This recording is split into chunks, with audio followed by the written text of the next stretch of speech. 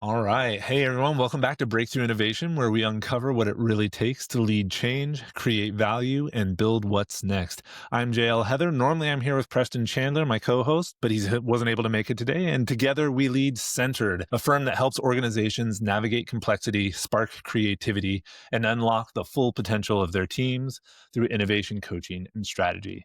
Today's guest is someone who's been quietly shaping the future of technology for over a decade, often before the rest of the world catches on. Eran Broder is an MD, a graduate of Israel's elite Mamran tech unit, and a pioneer in both innovation and autonomous AI agents. As one of the first developers at WalkMe, working from a garage with the CEO, he helped invent the company's core algorithm and later launched their desktop division from scratch. Today, as founder of Digital Enzymes, Eran is pushing the boundaries of what AI agents can do, hacking APIs and solving problems traditional engineering simply can't. But beyond the code, he's also a dad, a thinker, and someone who still asks, why am I working so hard? Is it ego, love, or something deeper? And I feel like this is going to be a therapeutic conversation. So Yeah, I'm really it's looking not forward only to it. me asking these questions, my wife as well. Awesome. Well, I think maybe the best place to start is kind of at the beginning of your story, which is WalkMe and building that company up from scratch, which I know what was maybe a hard story to tell, but maybe tell us a little bit about WalkMe. And looking back, how do you define the real innovation that happened there? Non-military career because I gathered my skill in the army. I was very lucky to be in a very, very technological unit. I did 5 years of service. In WalkMe, I wasn't a founder, but I was like the first tech guy, and I'm proud to say like I came up with the core algorithms that then took us to the moon. And looking back, it was just like it was the young version of me, very naive, but let's say the fire was the same, maybe the firewood was different. Okay. So not to get too technical, but it's like in the movies, like we worked from, there aren't many garages in Israel. The equivalent of a garage is a kitchen apartment, but the There you go. vibes are still garage like with roommates and then, fast food and giving credit to my friend's mother who would bring us a big pot of meatballs in the start of the week. So we'll have something to eat and be well nutritioned. Um, and in that case, we just had a vision of a product, which again wasn't I'm the tech guy, not the product guy. And it was very nice just to do something that wasn't even done before. And I think that's something like a recurring theme in the things I like to do. When something is known how to be done, back in my mind, and again, like you said, I don't know if it's ego, childhood. Let's leave it to the psychologists and the spiritualists.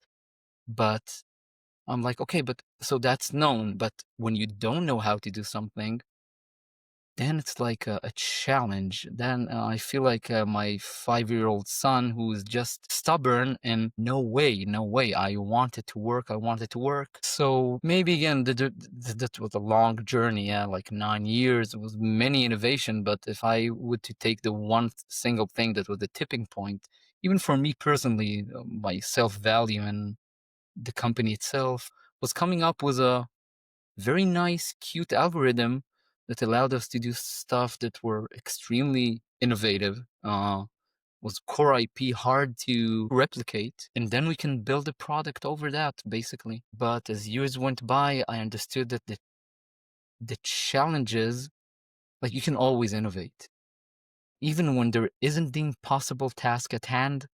You can take the regular task and ask yourself, okay, I need a challenge. Can I do it more efficient? Can I do it faster?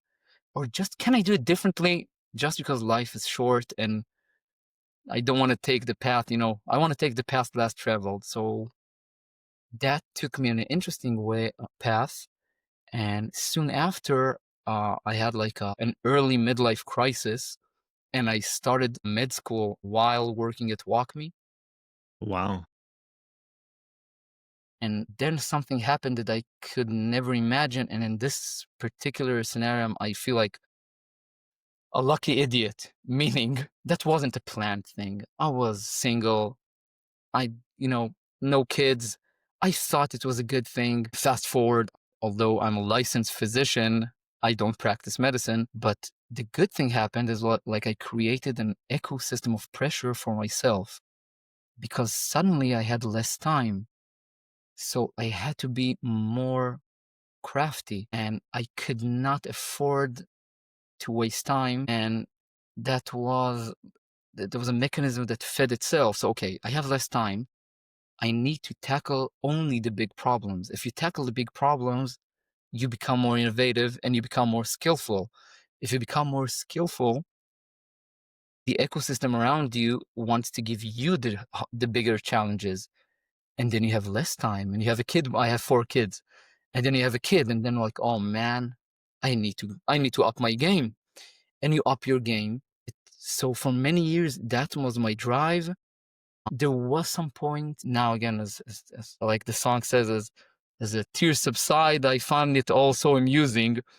But there were parts where I felt like John Wick, where I would only do the impossible tasks, but failure was not an option because if I fail, then my entire brand is just destroyed because I Mm. can't go back being the 9 to 5 guy who does, not quality, it's not mundane. It's just, the work that needs to be done. For some reason, I became the assassin, not the warrior. So I remember years of me just holding my head. And even after WalkMe, my career was still, I was running on that ticket. Like, no, let's hire John Wick.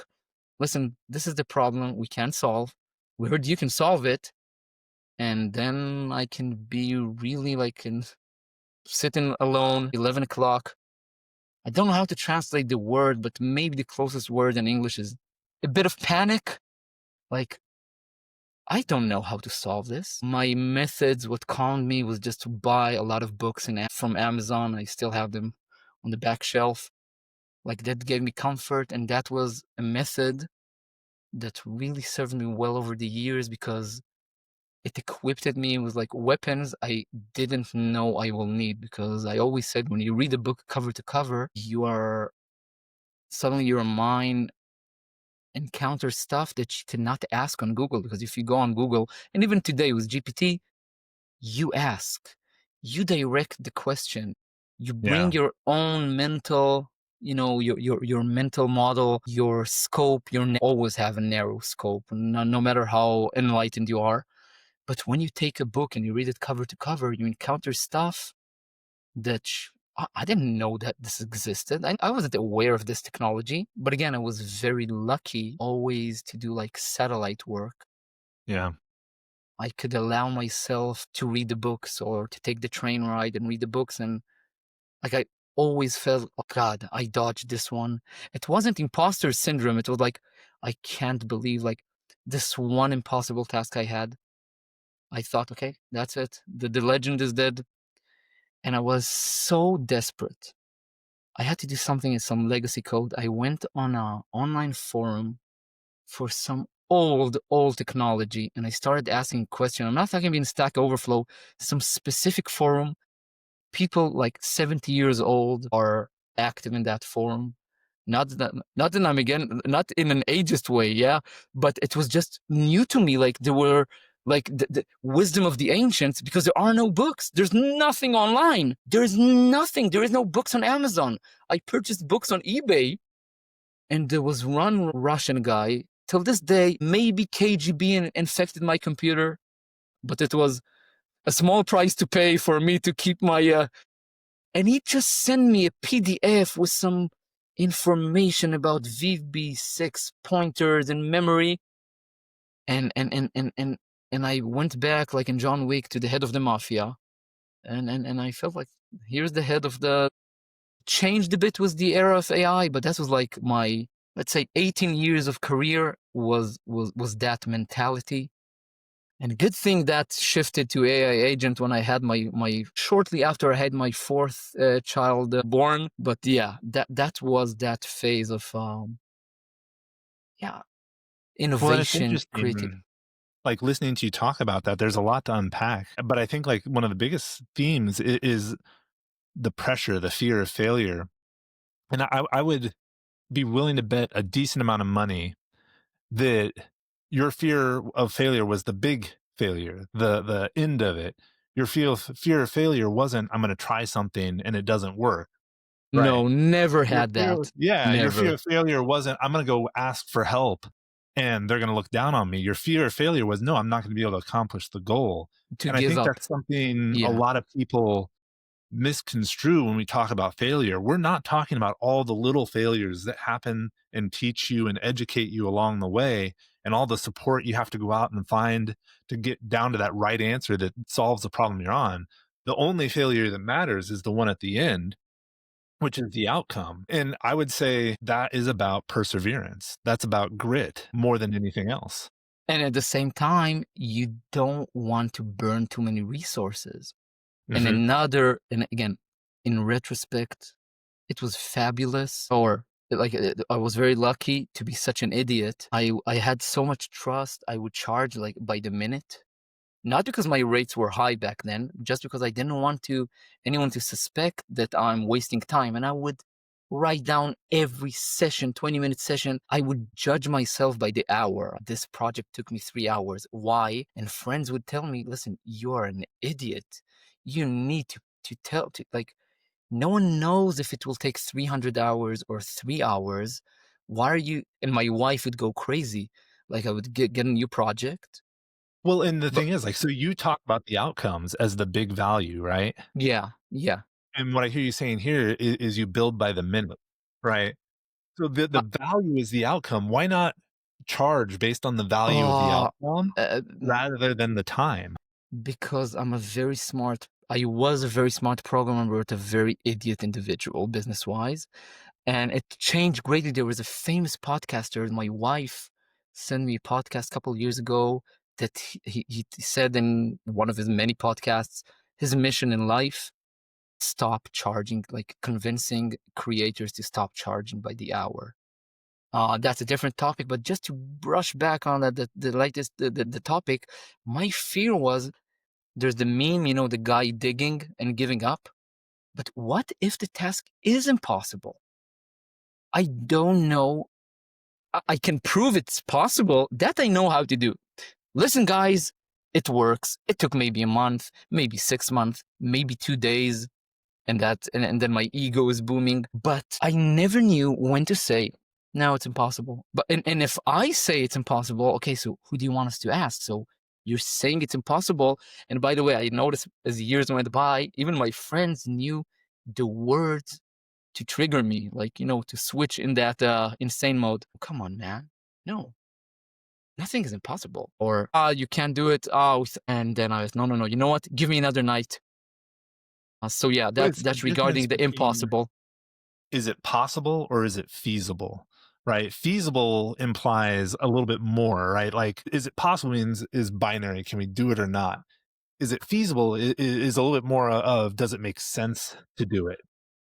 Thing about again, and now that might be me criticizing a bit, the whole startup, private equity, VC scene is again. I was never the guy in charge of resources and feasibility and timelines, but so I always had the bubble of if it can work, we'll get the resources for it to work. So it, I never had to deliver like a time schedule. Like if the demo Mhm. works, okay, we can hire the people. Just it, it's so sad to do it the opposite way, which many companies do. Like there's the goal, you hire many people. We can talk about that. The dynamics completely change. Like I don't even know if you can be creative with strangers or without building a relationship. You have to have that And trust. then yeah, and that is kind of what I do today. Fast forward, skipping my journey of how I got into AI agents, but I'll keep it vague. I have the good thing I have so many clients I can talk freely without talking about any specific one. But you see sometimes hype, resources put in, 6 month pass, 14 months pass, Right. and then okay, let's stop and think it over. And it's not even the money. It's like that's you asked in the beginning, like, what am I after now, or even what's the value? this whole AI era forces us to think even philosophically about knowledge, skills, purpose. You can sometimes you see utopia, you see dystopia, but one of the questions I ask myself is what keeps me going? And my answer was it's not money necessarily, of course, it is money, but it's always not enough. But I see real value in accelerating processes because meeting a colleague that wasted and you can waste, you don't need to use nice words. Sometimes you can waste time because you did mistakes, and that's just a shame because if you postpone a year of success, like it arrived a year later, it's one less year for your family to enjoy. Mm. That maybe some trip, maybe even bringing another child to the world because people sometimes stop having kids because of financial or just the burden of okay, when we IPO, then I can relax and then we'll have the next child. But if that IPO is late 4 years, maybe he'll not come. So again, I'm not romanticizing, but that I try and really see the great value when talking to someone. If I can get the individual to his goal faster. By the way, even if it's the goal I don't agree with, sometimes I see company going a direction that I feel like, listen, I'm not sure you'll be able to get from B to C. And then they tell me, that's our problem. I want you to take us from A to B. Now, we're going to go from A to B with or without you. You can either get us to be fast, happy with resources, or we'll get to be exhausted and we won't have the resources to turn back. I don't know how I got to talk about it, but again, that's one of the things that drives me Well, and I to. do think, at the end of the day, there's nothing more valuable than our time. Speaking of which, the most corny segue ever. We are running out of time on this episode. But I do want to ask, like, if people do have questions about AI agents, how you are solving some of these unsolvable problems, what's the best way for them to get into contact with you? Very active on LinkedIn. I like it. I don't know. I never was that I just found myself there. I don't get Twitter or X. I just don't get it. Too chaotic. Yeah. That's the best way to reach me. And I have a website that I just show off that I have clients so people who trust me and they can get references. But the website has no content. My wall is my drawing board. That's my creative outlet. I have viral posts. I have posts that I have one like, which or was one comment that made my day. I have posts with 500,000 impressions, which until this day I was like, I have no idea why that got attention. I have no idea what's going on here. But yeah, I think my LinkedIn page is where I try to show who I am and reach Awesome. out. Yeah, So if you're looking to connect with Eran, reach out through LinkedIn. Before you head away from here, make sure you hit that 5-star review. And, I would really love to hear from you in the comments. What shapes your career? How does family play a role? What would an extra year of time give you? I think those are all really powerful questions for us to consider. And if you know anyone else who's struggling, pass this episode on to them. Share the love, introduce them to Eran. Eran, thank you so much for the time. It's been a really thank great you. episode. Thank you. And for everyone else, we'll see you next time on Breakthrough Innovation.